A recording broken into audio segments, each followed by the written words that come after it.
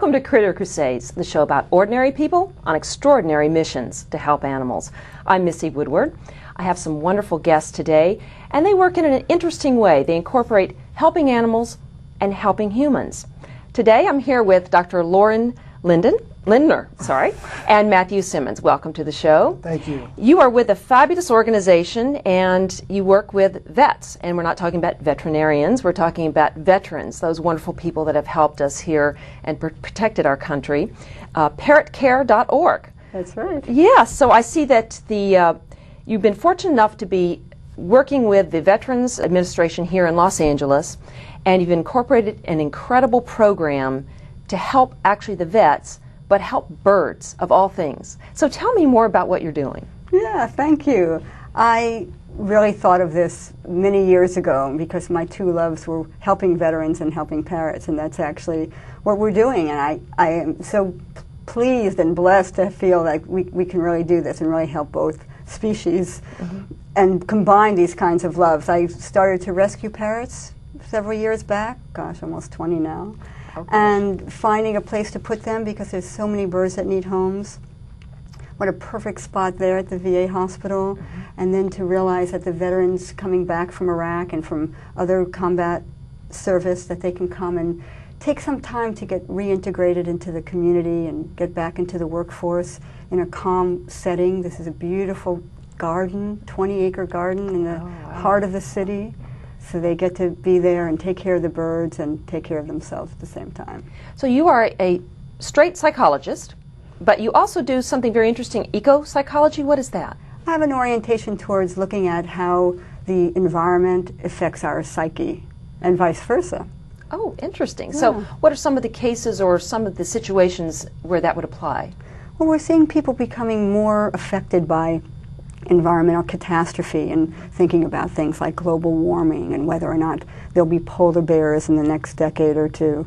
So people are really becoming concerned and actually having some low-level depression and anxiety over this. And they sometimes don't really look at that as the source of their problems because there's no section in the diagnostic manuals that describe that, to date anyway. I'm sure that will change in time. Now, Matthew, you are a veteran. Tell us a little bit about your service and how you came to be at the Veterans Administration. Well, you know, everything kind of happens for a reason. I came out of high school. I joined the United States Navy. I got caught up and was over there for Desert Storm and Desert Shield. I came back and, you know, everything was fine. Everything was working out great for a little while. I started to have trouble sleeping, a few nightmares. I went and talked to the VA in Cincinnati, and they prescribed some medication to help me sleep, which seemed to be fine. I coupled that with, you know, a few too many glasses of wine and coming from a family of people who've had trouble in that area, and it really got out of control. I had trouble sleeping, I was, you know, drinking too much, things of that nature. So I came to the VA here in West Los Angeles. I was referred there because of my nightmares. They have a post-traumatic stress group and different classes, different seminars that you sit in. You deal with what used to be called combat trauma. And you talk about it, you talk about the incident, and you try to kind of like get it out from under you because like Dr. Linder talked about, you know, sometimes the anxiety or the depression underneath you're not aware of. I mean, like I wasn't necessarily aware that that was my problem. I was just aware there was something going on. So I spent about 6-8 months on the VA taking different classes, working at a program called New Directions. And just out of luck, I got introduced to Dr. Linder. And what's really happened for me is that it's very interesting. We have 30 birds. They're all individual creatures that have like certain meals that they want. Like some of them like lima beans, and some of them like fava beans, and some like peanut butter, and some like oatmeal, and some like sweet potatoes. And it's this whole like relationship that you have to develop with each individual animal because one parrot doesn't say to the other one like, okay, this guy's all right. You know, it'll be all right. You know, you can trust this guy. So you have to set up all these individual relationships, and it's really forced me to set up individual relationships with the bird, look at the way that I set up relationships with people, and be a lot more open and honest about who I am when I get into a relationship so that it kind of works out better. So although I wasn't big into like environmental services or psychology or any of that stuff, but since being introduced to Dr. Linder and the parrot care and working on the farm and kind of working at the vet's garden, I have to say it's made a big impact in my life, and I'm a different man for it. Well, the sanctuary, Serenity Park Sanctuary, helping parrots, helping veterans. It's just fascinating. I see there's a picture of you there with one of the birds. It looks as though the bird had possibly have a problem eating some of the chest feathers off. I know that's a real problem when they've have separation anxiety or have had issues about loss of the person that had taken care of them. Very similar to what humans have. That disorder of, being alone, separation anxiety. And I know so many veterans have so many different issues, and it's not just the current veterans, people that may have been, served many years ago. Is that what you're seeing, people of all ages? Absolutely. That's the nature of post-traumatic stress disorder. It can start decades after the initial trauma. And in that brochure you see Stanley, one of our other veterans. He's a U.S. Air Force veteran, and he was in Vietnam. Well, he was a Vietnam-era veteran. And he's in his 60s now, and he's working in this program too. And you were touching on something very important, and that is that all creatures, all vertebrates, have social brains. The idea of being alone is really, horrifying. Things like solitary confinement or, some kind of deprivation of, our senses, sensory deprivation. Those things are very, very difficult to withstand. And to put a bird in a cage for its entire long life, and as you know, these birds can live many decades. We have one bird that's in his 70s right now. Right. And they can live longer than that. So keeping them isolated and alone often results in things like traumatic stress, so that they will pull their feathers out like that bird you saw in the brochure. We have several birds who've been chewing and mutilating their feathers and even chewing into their skin, into their chest cavities. So it's a real symbiotic relationship. The veterans and the parrots, they really have similar issues that they have to work out, that they're working on, and that you've found this way to combine them all. You got it. And it's a great thing. We actually have some tape of both of you, and actually the other gentleman's name was Stanley. And so we'll go ahead and roll that and look at how wonderful the place is where you work and what you're doing. Thank you. Yeah. Thank you. We're here at Serenity Park with our two veterans, Stanley. Hello, how are you? Stanley's got Bobby on his shoulder, and Matthew. Matthew has Sammy. Step up. Sammy. Step up. Up. There you go. Good girl. Good girl. Sammy was our first rescue.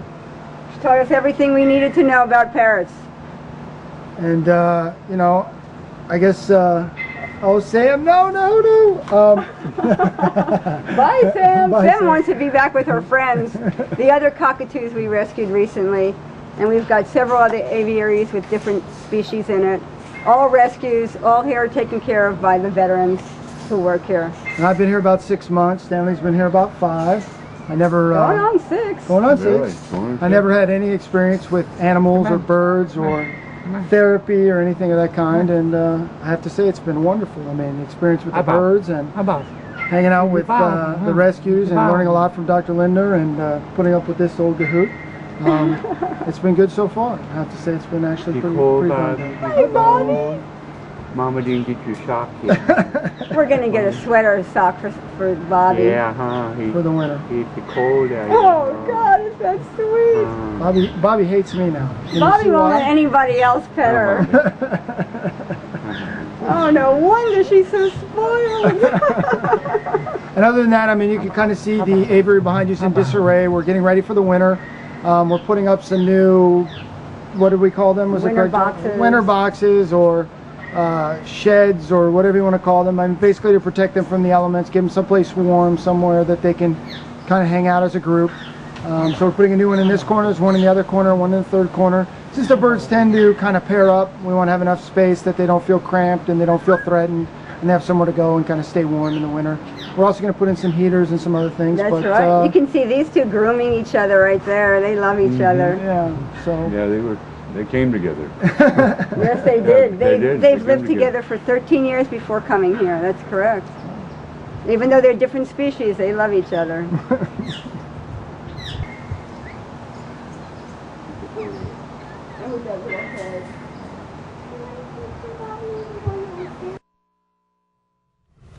That's just fascinating. What a wonderful relationship building situation you've created there. I mean, it's true relationships. You could see Stanley with the other bird just truly having this relationship that, like you said, nobody will let him touch him practically. Now, do you only have parrots, or do you have a lot of other types of birds? We have parrots because we're based on the organization Association for Parrot Care, and it's the parrots that really are needing the most care. The indigenous birds, the wild birds, of course, need our help as well, but there are so many parrots. Ever since the show Beretta, there's been an exponential increase in the number of parrots being kept as pets. It's the third most popular pet in the country now, companion animal. Wow. Dog, cat, then parrot? Yes. I mean, there might be more fish actually, but I think that birds have surpassed that number now. There's an estimate of 30 to 60 million birds, and most people can't keep a parrot for its long lifetime. I don't mean to interrupt, but I mean, even if they can keep it, they can't keep it the way that they should. And she alluded to that earlier about like small cages and being kept in an area where they don't have social interaction with another bird. I mean, the birds at our aviary, you know, not only do they have the social interaction of their own kind, but there's 4 different aviaries, and the birds, it's amazing. They're like multilingual. I mean, one species of bird can let out a distress call or start talking, and another bird will answer from another aviary. So there's also that whole social interaction. They can fly in our aviaries where they can't fly other places. So it's really, Dr. Lauren hints around it. I mean, not that they make bad pets, it's that we can't give them necessarily at home what they need. Especially in California where like space is limited and things like that. There's nowhere to give them an aviary. There's nowhere to let them fly. To feed them the right way, to put out the forage instead of having them eat out of a seed bowl, and to make their diet right and stuff like that. It's very difficult. Also, the discrimination with landlords. You know, people don't like barking dogs. Well, screeching macaws and parrots and creatures like that, they discriminate. And if you're a member of a parrot's flock, they're going to scream the second you walk out of the room, because it's unsafe for any member of the flock to be out of eyesight or earshot. So they're calling to you, and that could be the entire time you're at work. You know, your neighbors are listening to that. Right. And then if you unfortunately had to let an animal go, you had no other place to live or whatever, to find a home is very, very difficult. To find a home. To find a good home, like Matthew was saying. Home, and the trauma of the animal, even if you found a good home, they oftentimes go through very great trauma being moved to a different location. It's very true. They make strong attachments, and they really make lifelong attachments. Many of the species we have are monogamous for life. Right. So it's very difficult for them. People have to truly think about planning for the life of the animal. When I was in college, there was a girl named Bird, and her name was Bird because she had a bird that her father had, her father's father had, and her father's father's father had. That bird was already 75 or 80 years old, and if people don't plan in their wills and their trusts and explain what's going to go on, even if they do hand it down, it's we have taken nature and brought it into our environment. Now what do we do? We've made little private zoos in our own home. Many people would never do that to a dog and a cat, to leave it in a cage its entire life, feed it the same monotonous diet. But the other point is that even people who do want the best for their birds, their children don't necessarily want the birds to be passed on to them. And there's really not that many sanctuaries that are taking in parrots. There's just not enough sanctuaries to take in all these birds that need homes. And we have to really start thinking more about adoptions for parrots as well, although the number of homes are limited. And then there's that, as we get more people involved, there's like this co-parenting thing that's kind of becoming popular, which is we'll have famous people or well-to-do people or people who've had birds before will come to our sanctuary, and they'll talk to the doctor about maybe getting a bird, because part of what parrot care does is adoption and rescue. And a lot of times what's found to be the best solution is for them to adopt or sponsor a bird and to keep it at our sanctuary, so that, number one, the bird gets social interaction every day from a human being. They also get the social interaction of the flock, the other birds, and then the person can come in and they know in a sense that, you know, what's best for that bird is being done for that bird. Because not only is it, I mean, even if you build a really huge cage or a really huge aviary in the middle of Los Angeles, it's terrible air to breathe. It's just not a good place for like an exotic animal. Whereas, you know, we're on 20 acres in like the middle of like this green rolling hills, and there's a garden. There isn't a gas station for 5 miles. We have trouble getting electrical power back there. I mean, that's how far back we are. I mean, if you're at Jackie Robinson Stadium, we're another 200 yards behind that. I mean, a very, very like remote area.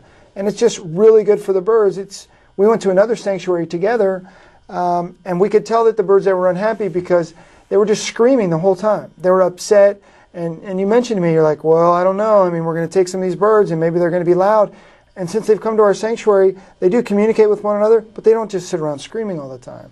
And even if you build a great aviary in your backyard, you're not going to have someone like Stanley or I or 30 other birds for your bird to talk to every day. So we've kind of encouraged people to, sponsor one of the aviaries, build a new aviary, name one of the birds, come in and kind of, in a sense, adopt the bird and give the bird really what it needs, which is that extra special attention. We have 2 volunteers that do that.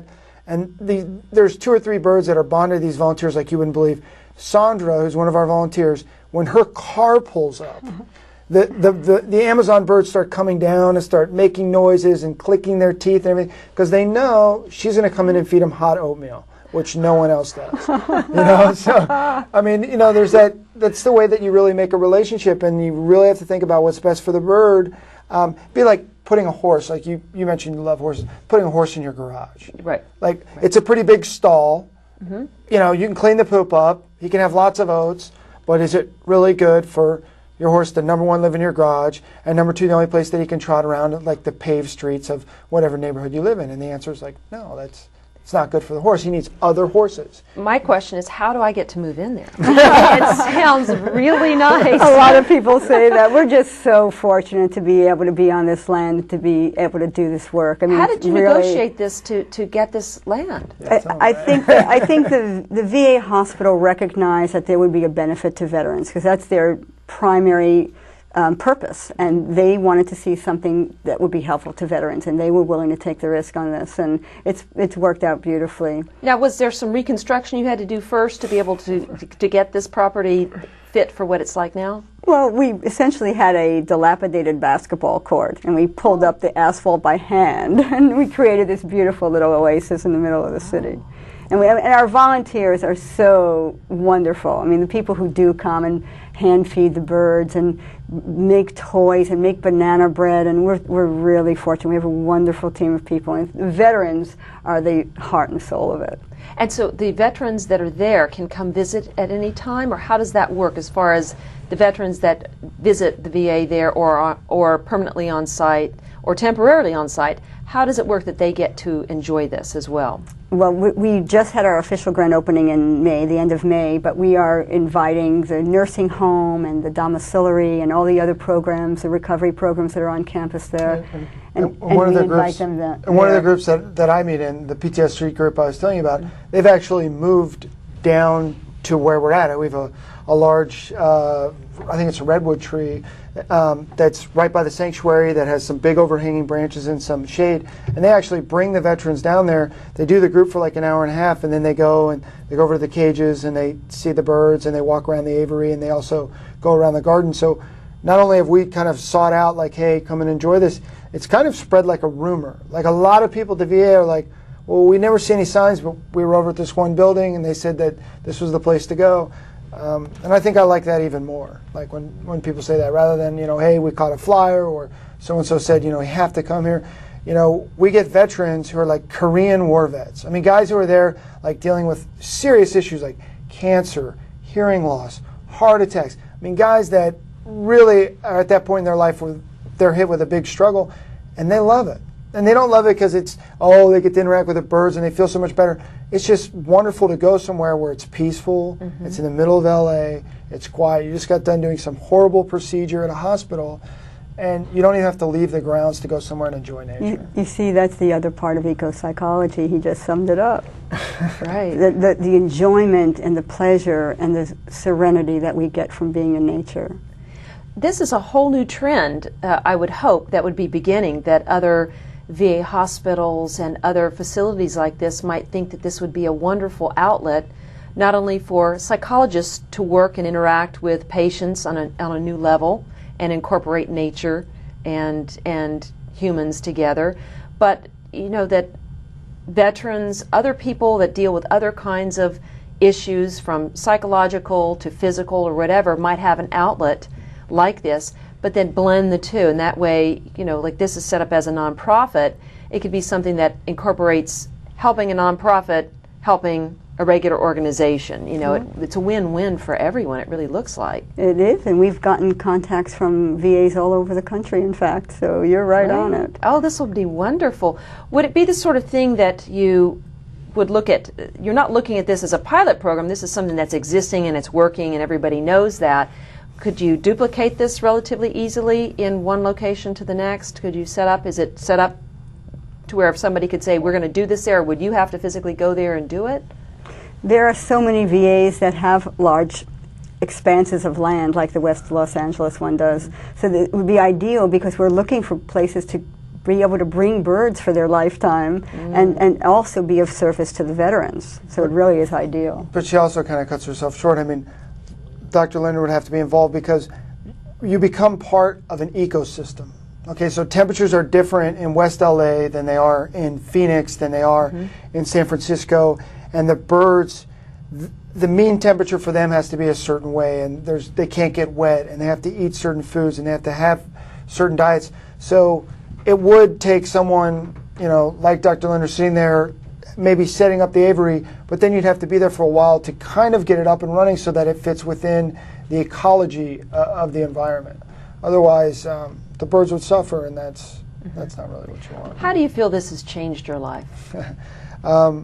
What it's done is it's made me look at relationships differently. It really has.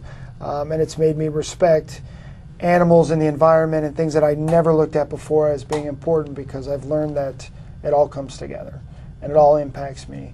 And if I'm not aware of it, then it's going to push me places where I don't want to go. So this is a new career for you, I guess. Oh, yeah. I mean, I worked in computer software and business development for 12 years, and now I do this, and this couldn't be anything further from it. I mean, driving nice cars and a big condo to kind of doing this here.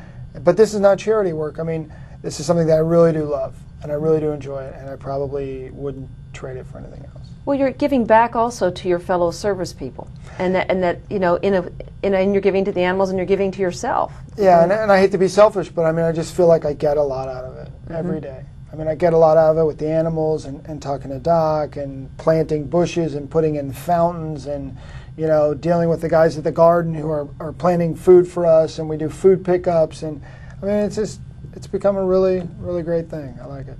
Do you think that you will also have other groups come out there, people, possibly therapeutic groups, educational groups, children's groups? Do you foresee that? Oh yes, we've already had school groups, and we're definitely looking forward to having more of that. We want it to be an educational, you know, showpiece. Really, we'd love for other people to come and visit and be part of it. Absolutely. And what about an educational spin-off for people going into psychology, the psychological field, to have an educational basis based just on this? I mean, is there any sort of possibility for that there could be a new way of training? Well, you've just made me think of a new way. Absolutely. That's wonderful. I'm going to start having interns out there and psych assistants. Right. That's wonderful. Right, because I would think that would teach them a new way. I mean, Freud and Jung and all these people are wonderful, but you never thought about Polly Want a Cracker to be able to teach somebody a new way to think about things. And also, you mentioned bringing children and doctors and different people out there. It's a totally different interaction to interact with a wild animal. I mean, I love dogs. I'm not a great cat person, but I mean, I know what a cat is, I know what a dog is, I know what a hamster, a rabbit, a horse. But I mean, like a wild parrot, it's totally, you can see it in their eyes. I mean, like when you finally get that animal to like trust you enough to come down and sit on your arm, or to put its beak against your chest and, you know, you kind of touch the top of its head. I mean, it's just amazing, because I mean, that's a wild animal. You would never be, I mean, some of these animals were caught in nets in faraway, you know, islands, stuffed in crates and shipped over here. So the fact that this animal trusts me enough to come down, and it's a wild animal, it'd be like walking up to a puma and like petting a jaguar or a puma at night. I mean, that would be like a real rush for me, and I definitely like that part of it also. Now, the most important thing, your website name? Parrotcare.org. And can people come out and visit on a regular basis, or how is that set up for the public, general public? We like to have people contact us and get, make sure that we're there. There's a farmers market actually that exists at the VA on Thursday afternoons, and it's part of the Veterans Garden. We are part of the Veterans Garden, which is a horticultural work therapy program, and this is a work therapy program for veterans. And we have people coming in from the farmers market on Thursdays. The rest of the week, the Vets Garden is open. They sell plants and flowers and edibles, but we prefer if people would contact us so we can be sure to be there and give them a tour. And then also you want people to get involved, volunteer, decide to donate towards you or help you out. I mean, those are the important things to keep any sort of nonprofit going, and to help the veterans this way is so incredible. All that they give back and what they do for our country. They have this little thing that you can do, and you're doing such an enormous thing by helping the parrots too. I mean, and think of all the people that have parrots that don't know what they're going to do. This would be very inspirational for them to think that possibly this may be a place for them to, house their animal upon their death or whatever. I mean, there may be future ways that they can have that. In these last moments here, just briefly, what would you say is the best thing someone could do right now for an animal like a parrot that would make a better life for that parrot? Try to either provide that parrot with another member of its own species or a larger living space. Make sure it can come out, hopefully it can fly and eat a varied diet. And ideally, if people want to sponsor a parrot at our sanctuary, we would give it the best life we can possibly do as a human. Great. Thank you both so much for coming. Greatly appreciate all the wonderful work you do. It is so amazing. Thank you for joining us here on Critter Crusades, the show about ordinary people on extraordinary missions. Go out and make a difference. Thank you. So this